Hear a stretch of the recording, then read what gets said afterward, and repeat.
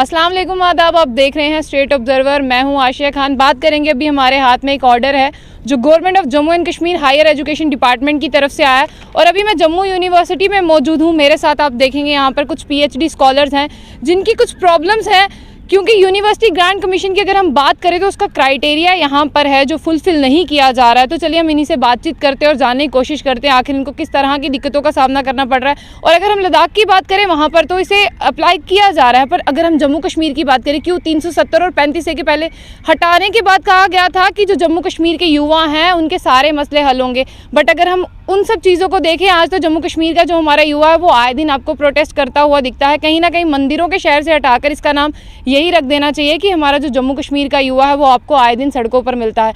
हम आपको पहले भी बता चुके हैं कि हमारे जो युवा हैं वो लगातार हमेशा एडमिनिस्ट्रेशन हायर एजुकेशन डिपार्टमेंट से ये मांग करते रहते हैं कि कहीं ना कहीं ये जो ज़्यादा एक्सप्लॉयटेशन हो रही है इसे कम किया जाए। तो चलिए हम इन्हीं स्टूडेंट से बात करते हैं। सर, सबसे पहले मैं आपका नाम जानना चाहूँगा। मेरा नाम सोमराज है, मैं रिसर्च स्कॉलर हूँ ज्योग्राफी डिपार्टमेंट से। सर, क्या कहना चाहेंगे, जिस तरह से हम बात करें यहाँ पर जो आपने कहा यूजीसी का जो क्राइटेरिया है उसको यहाँ पर पूरा नहीं किया जा रहा है, जो आप बता रहे हैं यहाँ पर कि पीएचडी और एमफिल के मिला के 38 मार्क्स हैं, जो पीएचडी से डायरेक्टली आएगा उसे 8 मार्क्स जो है नहीं दिए जाएंगे। तो कहीं ना कहीं यहाँ पर बच्चे आधे पॉइंट्स एक नंबर से रह जाते हैं। 8 मार्क्स का तो बहुत बड़ा डिफरेंस है। जी बिल्कुल मैम, जैसे कि आपने बताया है, ये जो जम्मू कश्मीर यूनियन टेरिटरी का ऑर्डर आया है, at the outset I want to convey this कि वो एडहेयर नहीं कर रहा है यूजीसी की गाइडलाइंस को, और हम सभी स्कॉलर्स का जो रोष है वो भी इसी बात को लेके है कि यूनियन टेरिटरी है और यूजीसी की एक सेट गाइडलाइन है, तो क्यों ना उनको फॉलो किया जाए और उससे डिट्रैक होके ऐसा क्यों कुछ फ्रेम किया जा रहा है जिससे सभी स्कॉलर फ्रेटर्निटी को प्रॉब्लम आ रही है। अभी की जो ये प्रॉब्लम है उसमें ये है, यूजीसी की जो गाइडलाइन है उसमें उन्होंने ये कहा है कि जो भी इधर इट्स एकेडमिक अरेंजमेंट और अदर परमानेंट अपॉइंटमेंट्स हैं जो भी हैं, उसमें ये होना चाहिए कि एमफिल को एक वेटेज दी है 7 पॉइंट या 8 पॉइंट की है, पीएचडी को 30 पॉइंट्स की वेटेज है, और उन्होंने ये क्लियरली मेंशन किया हुआ है कि at maximum you can get 30 points only. PhD और एमफिल अगर दोनों भी की हुई है तो maximum you can get 30 points, not more than that.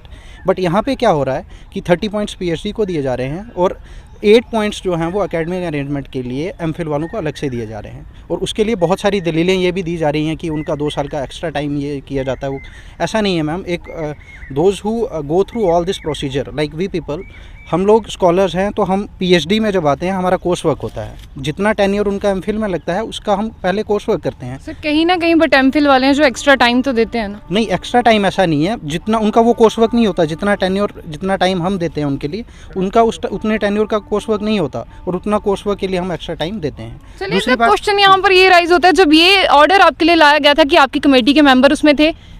नहीं, ऐसा कुछ नहीं है, कोई कमेटी का मेंबर कोई नहीं था। हमें मतलब इस ये चीज़ का रात के अंधेरे में नहीं, रात के अंधेरे में when we got this order it was in the black and white, और हमें वही मिला सिर्फ कि आपको एकेडमिक अरेंजमेंट के लिए ये गाइडलाइंस जो हैं वो जम्मू कश्मीर यूनियन टेरिटरी में मिलेंगी, और जो कि हमें उस चीज़ से प्रॉब्लम यही है कि सिंपली इस चीज़ को यूजीसी की गाइडलाइंस फॉलो करो, ना हमें प्रॉब्लम होगी ना यूटी एडमिनिस्ट्रेशन को प्रॉब्लम होगी। सर, क्या नाम है आपका? मेरा नाम मोहम्मद नज़ीर मैम, मैं पीएचडी रिसर्च स्कॉलर हूँ।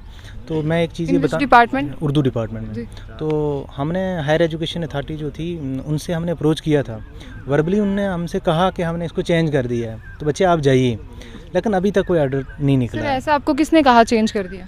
ये जो हायर एजुकेशन के डायरेक्टर हैं। कितने दिन हो गए आपको ऐसा बोले हुए? आज हफ्ता हो गया लगभग। तो उसके बीच में अगर आपको कहा गया चेंज किया गया, आपके हाथ में कोई रिटर्न ऑर्डर आया? नहीं मैम, कुछ नहीं आया, वो सेम है और उसी बेस पे फॉर्म भी लग रहे हैं। मतलब सिर्फ आपको वर्बली बोल दिया? वर्बली कहा तो गया। आप सेटिस्फाइड है उस वर्बली बोलने से? नहीं मैम, हम तो नहीं, हम तो चाहते थे कि हम यही सोच रहे थे कि ऑर्डर आ जाएगा, लेकिन आया नहीं अभी तक। जी मैम।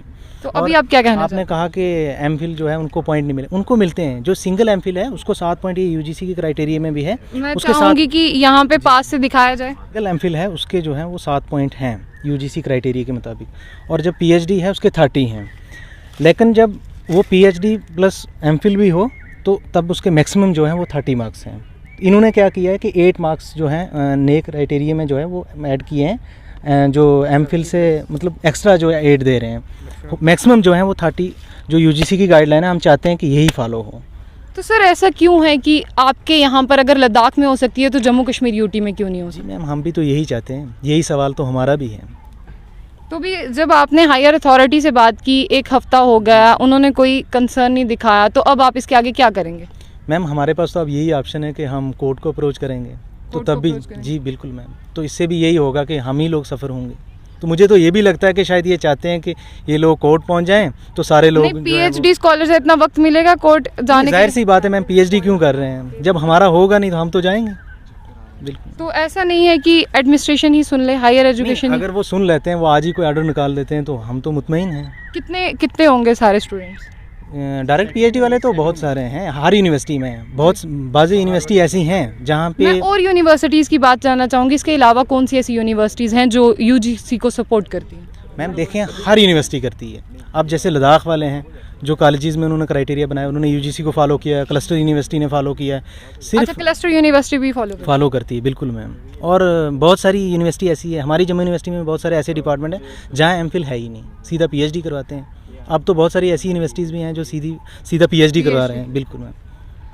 चलिए, साफ तौर पर यहाँ पर युवा हैं जो पीएचडी के स्कॉलर्स हैं, किस तरह से उनको परेशानियों का सामना करना पड़ रहा है। एक हफ्ते पहले उन्होंने हायर एजुकेशन जो डिपार्टमेंट है उनसे कंसर्न किया था, उनको वर्बली बोला गया था, बट अभी तक उनको कोई रिटर्न ऑर्डर नहीं दिया गया।